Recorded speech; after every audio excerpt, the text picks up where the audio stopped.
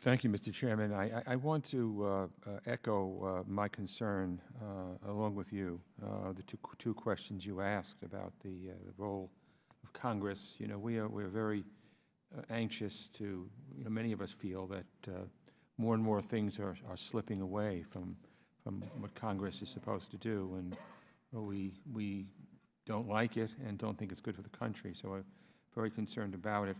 I believe the chairman also spoke about czars, and I wanted any of you, if you care, to say that what observation would any of you make about the usefulness of these czars?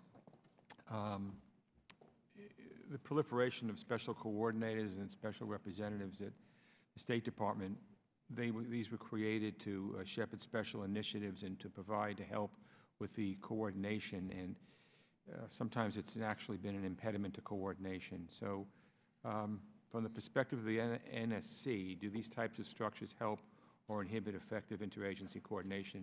Anyone who cares to answer that? And let me say before you do, I want to thank all three of you for excellent testimony, and Ambassador Miller, I'm glad that you couldn't have put it better when you said that if there's difference of opinion, we're all over the country, and I think that's important.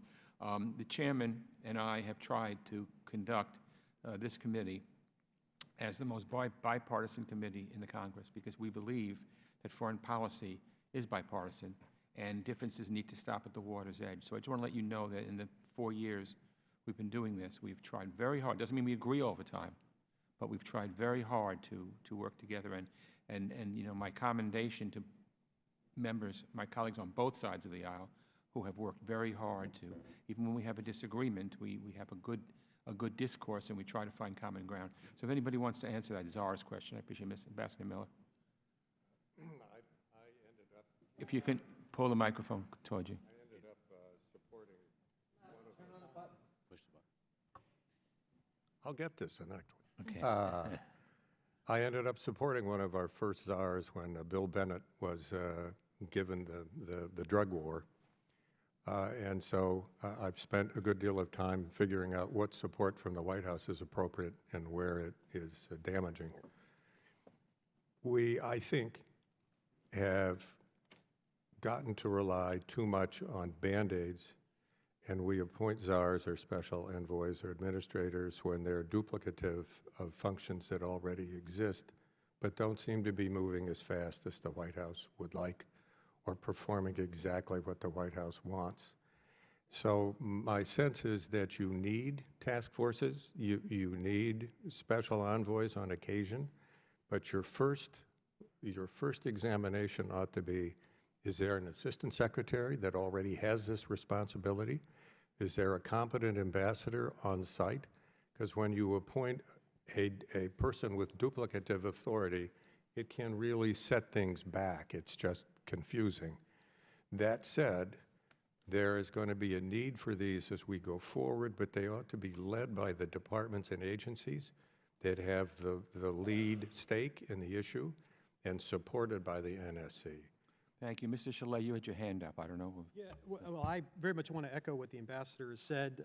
Czars have been in the past a good thing, but there's also too much of a good thing. And the czars that both at the State Department or at the White House, that I worked closely with during my time in government, whether going back to the Clinton administration, the czar on the Balkans, or during the Obama administration, the SRAP structure on Afghanistan and Pakistan at the State Department, were successful, had some challenges, but were successful in trying to bring about greater coordination both within the department as also within the broader interagency. But clearly every administration, I think in the modern era, has seen a proliferation of these czars. And when a new team comes in, we certainly did this in 2008, I expect the next transition team will do the same, is take a close look at these various idiosyncratic bureaucratic structures that administrations create, sometimes for personnel reasons, sometimes because an issue becomes so important that they don't want it to overwhelm the other senior officials who have the whole world to worry about. But I think that we have to be very mindful moving forward that there can be too many of these, and this just create Band-Aids that don't actually get at the core coordination strategic problem that we're all interested in trying to solve. Ambassador Blumenfield. Yeah, if I may, my last position in government was as a special envoy. In 2008, I came back part-time on an issue that the chairman knows about. I was to try to travel the world and quietly remove shoulder-fired missiles from circulation. And you had to be able to speak to heads of government, chiefs of defense, because no second in ranking would ever give up a weapon. You have to go to the top. And so I took my orders directly from Steve Hadley and Condoleezza Rice and had a very strong support from the NSC counterterrorism team.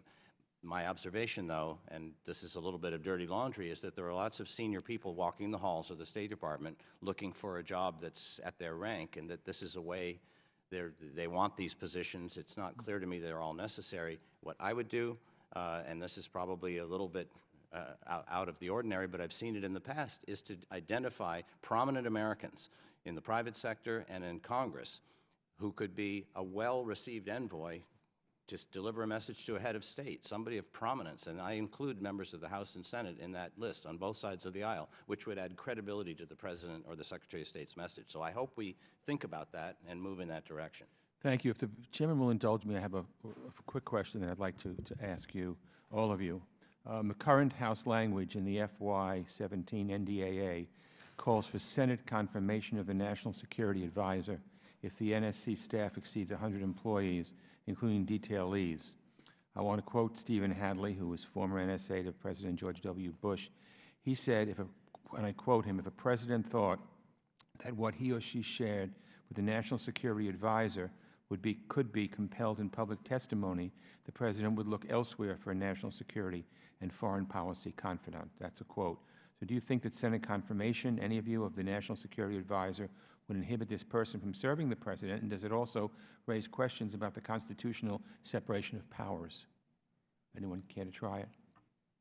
I suspect I speak for all of us, but I'll start off, and that is, I don't think advice and consent of the president's, for the president's personal staff makes sense. That said, we're in a situation where the Congress needs to play a larger role and have a larger discussion with the president about how the NSC works and who is selected. Now, that doesn't mean a vote, but I surely wish that you all and the executive office of the president had a more candid or active discussion about who's there and who's serving. Thank you. If the gentleman would yield. Yes, certainly. From my standpoint, if you look carefully at the language, the intent there seems to me, and it's not our language, it's from the Armed Services Committee, but the intent seems to be to control the size of the staffing and get it back to the original numbers, because the confirmation isn't required as long as the executive branch concurs with evolving back to the original size of the NSC staff. So I don't think the intent is to drive confirmation. I think the intent is to try to exercise some kind of congressional oversight or control over what's actually happened in the agency. So I would just throw that in for the mix. I don't know how else to do that, but this hearing's an attempt. Ambassador Miller? I think if you look at what we've written, indeed there is very strong support for limiting the head count at the NSC, Right. as it is seen as the root cause of a number of subsets of problems. But there's equally strong opposition to the advice and consent, so I think your observation is bang on. Yeah, I think it's a clumsy attempt to get at your objective. So our hope is to reach a bipartisan consensus of a more effective way to get to that objective. We go now to Eliana Ross-Layton.